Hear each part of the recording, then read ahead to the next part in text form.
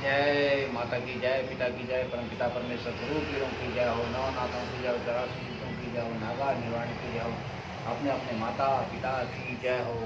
जय गुरु माता महाराज की जय।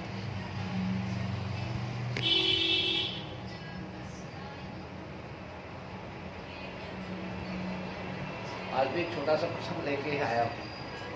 कृष्ण जन्माष्टमी का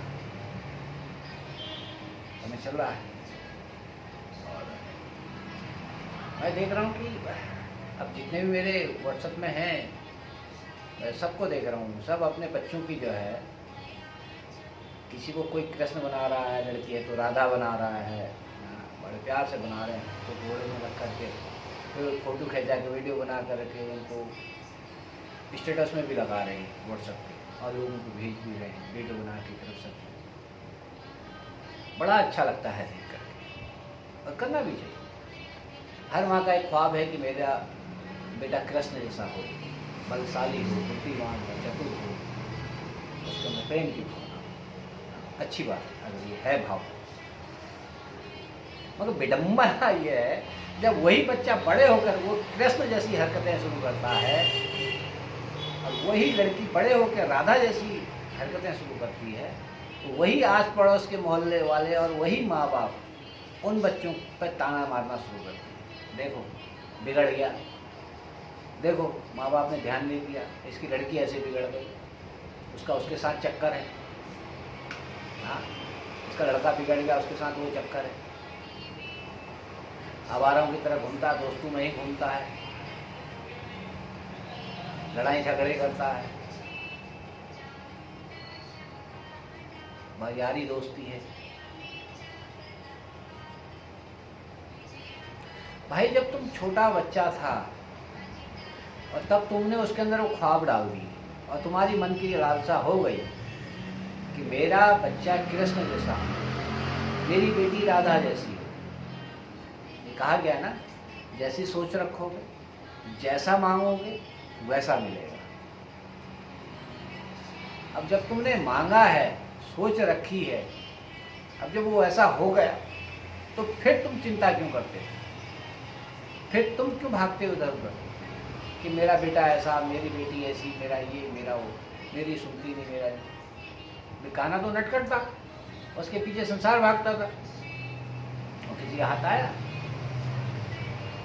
कान्हा ने जो भी किया तो किसी के हाथ आया? चाहे देव हो, दानव हो, मानव हो, किसी के हाथ नहीं आया, सिर्फ प्रेम का हाथ आए, राधा के हाथ आए ना, फिर संसार के हाथ आए। अब बेटी अगर किसी कृष्ण के प्यार में पागल हो जाती है तो तुम कहते हो बेटी हमारी बिगड़ गई, पापा उसने कुछ कर दिया होगा, उसने कुछ खिला दिया होगा, उसने कुछ पिला दिया होगा ना, कि भागते हो कहीं। अब बेटा किसी रिलेशन में है, फिर तुम्हें जात पात नजर आती है। भाई कृष्ण तो कोई जात पात नजर नहीं आई, दिखाई उन्होंने सबको रखा, फिर तुमको जात पात नजर क्यों आती है?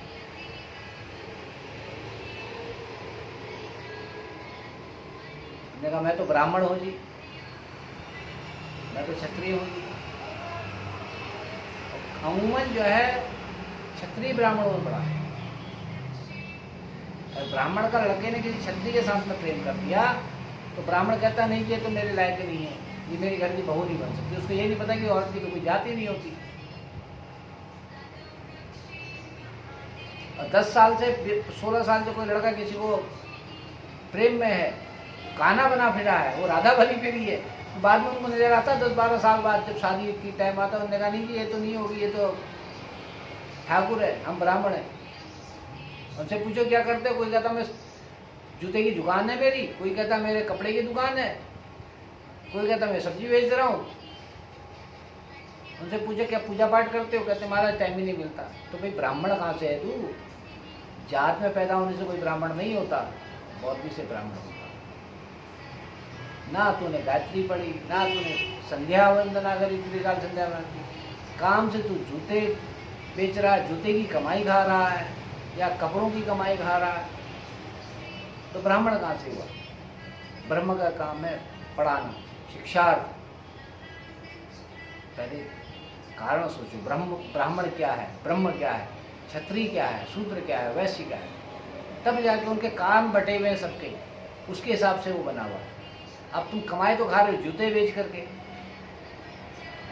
कमाई खा रहे हो जानवर बेच करके, कमाई खा रहे हो कपड़े बेच करके, कमाई खा रहे हो पूरा भगवान को बेच करके, श्रृंगार बेच करके। कोई भगवान की मूर्ति बेच रहा है, किताबें बेच रहा है, श्रृंगार का सामान बेच रहा है।